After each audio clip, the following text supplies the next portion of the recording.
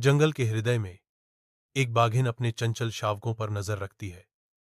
उनकी हंसी पेड़ों में गूंजती है। शावकों का स्वतंत्र रूप से खेलना उनकी खुशी हवा में भर जाती है, क्योंकि उनकी मां स्नेह से उन्हें देखती है।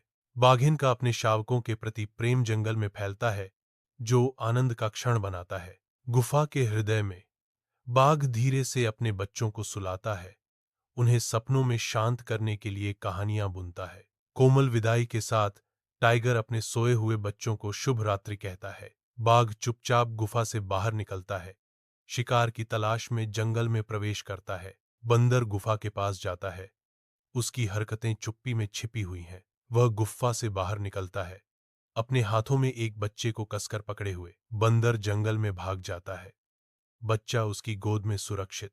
टाइगर गुफा में लौटता है, केवल अपने एक शावक को गायब पाता है। एक बहरा कर देने वाला गर्जन जंगल की शांति को भंग कर देता है, क्योंकि टाइगर सच्चाई का एहसास करता है।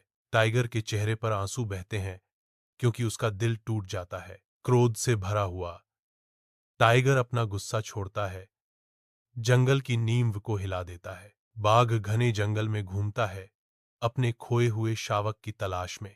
बाघ अन्य जानवरों से सहायता की अपील करता है। जानवरों का एक समूह इकट्ठा होता है, खोज में शामिल होने के लिए सहमत होता है। साथ में बाघ और उसके नए साथी बंदर को खोजने के लिए एक खोज पर निकल पड़े। एक पहाड़ की चोटी पर बाघ बंदर का सामना करता है, जो कसकर एक बच्चे को पकड़े हुए है। बाघ ने मांग की, बंदर, बच्चे को छोड़ दो। बंदर इनकार करता है। नहीं। टकराव शुरू होता है।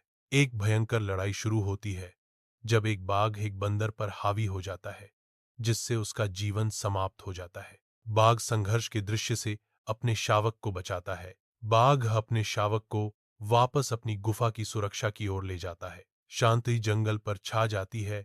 जैसे ही बाघ अपने मांद में गायब हो जाता है,